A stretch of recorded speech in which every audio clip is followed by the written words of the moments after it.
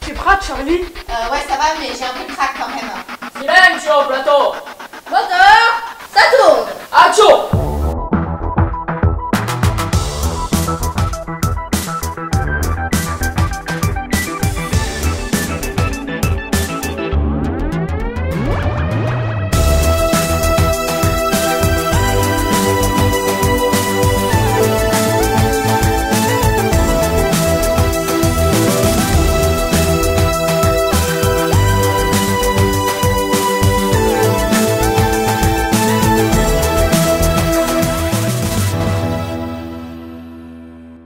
Nous sommes le jeudi 1er juin 2017, bienvenue sur le Massalia Trotters Mag.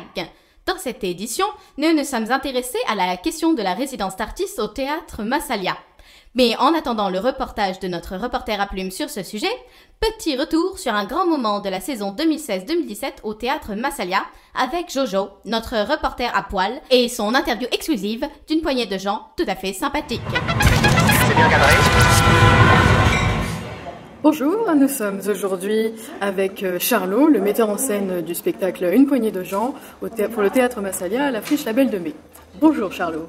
Bonjour Jojo. Alors Jojo, excusez-moi de vous tutoyer, mais tu sais Jojo que moi je ne suis pas le metteur en scène. Tu as fait une annonce qui n'est pas vraiment tout à fait juste.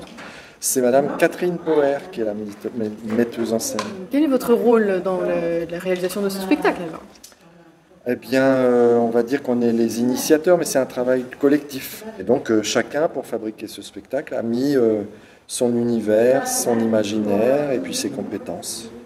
Alors, c'est un style assez atypique de théâtre que vous avez mis en place ici. Est-ce que c'est votre manière habituelle de monter des spectacles ?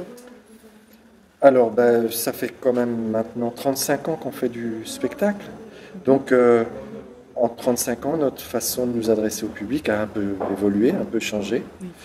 Et dans les récentes créations, on va dire, on a développé un rapport au public un peu particulier où on n'est plus dans un rapport scène-salle où les gens sont assis dans la salle et puis les acteurs sont sur la scène. Là, moi, ce que j'aime bien, c'est de pouvoir partager le quotidien du spectacle avec les gens dans le même espace. Il y a beaucoup question du bonheur dans cette pièce. Alors, quelle serait votre définition du bonheur ? Pour moi, c'est d'être en capacité d'être dans l'instant présent. C'est-à-dire que, par exemple, comme avec vous, Jojo, ou avec toi, Jojo, voilà, l'instant présent, c'est cette capacité que nous avons ou n'avons pas, quelquefois, à profiter du moment et des autres qui contribuent à créer ce moment. Donc, voilà, la prétention de ce spectacle, qui n'en est pas vraiment un, qui est plus une rencontre avec d'autres, du public, mais qui est plus vraiment public, puisque à un moment donné, il devient scénographe.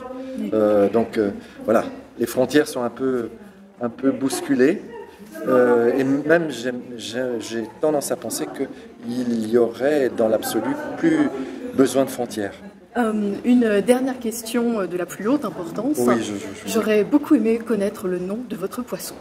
Ah, alors, il faut être tout à fait honnête. Le poisson est un personnage multiple parce que à chaque endroit où nous allons rencontrer le public, le poisson est un nouveau poisson.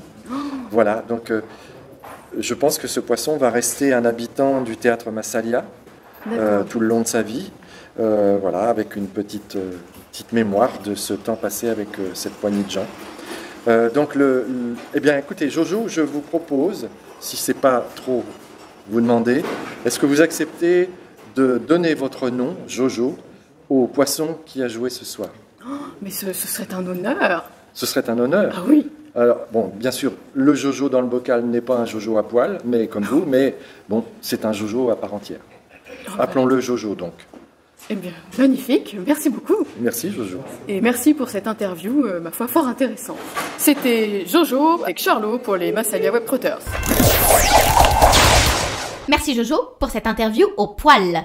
Maintenant, retrouvons sans plus attendre Elias, notre reporter à plume, à propos des résidences d'artistes au théâtre Massalia.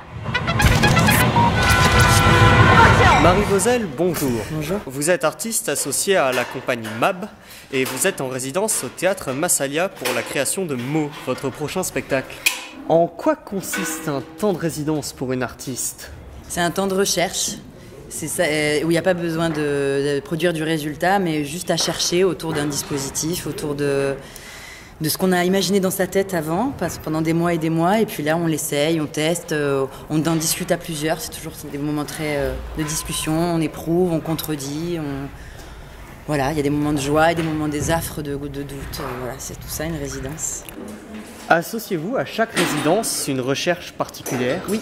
Exactement. La première fois, c'était vraiment chercher le dispositif lui-même parce qu'on ne savait pas très bien comment il allait fonctionner. Donc, on a cherché des choses autour de la vidéo. La deuxième résidence, on a cherché autour des images elles-mêmes. Donc, on a travaillé, par exemple, autour de photos avec du crayon, de la gouache, tout ça. Et puis, autour des lumières aussi, comment on pouvait améliorer la silhouette du personnage. Et puis cette résidence-là, c'était plus d'abord la rencontre avec Édouard, qui est le personnage principal, et puis autour d'une deuxième caméra aussi, de la narration. Enfin oui, à chaque fois, il y a des objectifs très précis. Comme il y a du monde autour de cette recherche et qu'elle est complexe, c'est bien d'avoir des choses précises à chercher. On fait comme une hypothèse au début de la résidence et on éprouve cette hypothèse. Ayant été en résidence à des endroits différents, est-ce que ça a changé des choses importantes dans la pièce ou qui n'étaient pas prévues au début ? Souvent, le projet il est modifié par les contraintes, c'est-à-dire que là, on a des murs qui sont plutôt plus serrés, il y avait un écran très grand, alors ça ouvrait des possibilités qu'on n'avait pas la dernière fois. En fait, chaque lieu, avec chaque lieu, tu inventes. Comment s'intègre le rapport avec le public pendant le temps de résidence? Ça dépend des résidences.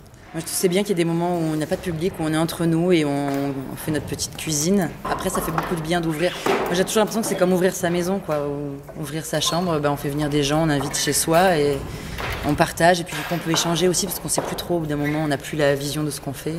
C'est la première fois que vous vous intéressez à la question du jeune public, tout public? Moi, je ne travaille pas sur du jeune public, mais plutôt quelle est la nécessité intime d'un spectacle. Et là, c'était de parler à un jeune public. J'ai répondu à la question. Mais tout à fait, Marie. Vous avez parfaitement répondu à mes questions. Continuons notre investigation au sujet des résidences d'artistes en compagnie de Janie. Je m'appelle Janie Cianferrani et je suis secrétaire générale du Théâtre Massalia depuis 15 ans maintenant. La politique de résidence que développe le Théâtre Massalia, et notamment depuis l'arrivée d'Émilie Robert il y a bientôt 4 ans, est un véritable soutien au travail de recherche des compagnies qui sont en création. Donc on essaye de plus en plus, même si on n'est pas arrivé à la situation idéale, à financer le temps de résidence et de recherche. Ça comprend l'hébergement, ça correspond aussi à une certaine somme qui permet de payer les artistes et les techniciens qui travaillent pendant ce laps de temps. Et ça nous permet d'être d'une certaine façon coproducteur aussi de la création, même si la coproduction, c'est encore un autre volet financier au moment de la création. On propose toujours aux compagnies qui sont en résidence, mais ça peut être aussi dans l'autre sens, c'est elles qui peuvent nous proposer, de faire une sortie de résidence. Et dans ce cas-là, il nous arrivait assez fréquemment d'inviter une classe de manière informelle, donc c'est pas du tout ouvert au tout public, d'inviter des programmateurs, parce que les programmateurs, c'est eux qui sont aussi le gage de la vie du spectacle. Et c'est des temps très précieux, notamment par rapport au retour que ça implique à la fin de la présentation sur des choses qui peuvent fonctionner ou pas et qui rassurent ou pas les créateurs.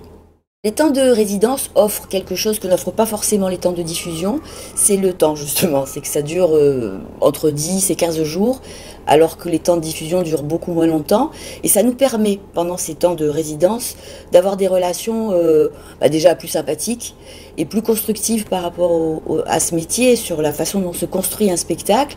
On peut partager aussi parfois des questionnements des compagnies, des créateurs sur leur création, et ça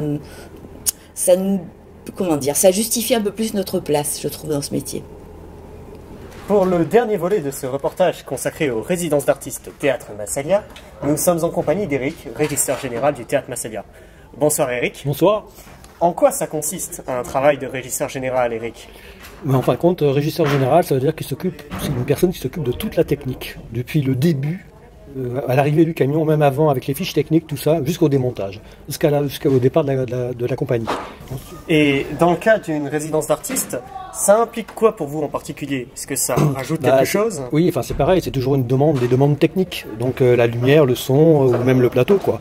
Même en résidence, souvent les artistes ont besoin de lumière, de plein de choses, quoi, souvent, quoi. Donc il y a toujours une demande technique, toujours, quoi. Et voilà, et moi je suis là pour ça, pour leur donner ce qu'ils ont besoin, quoi. Et voilà. Et je passe de temps en temps les voir et voir si ça va, s'il n'y a pas de problème au niveau du matériel que je leur prête, quoi.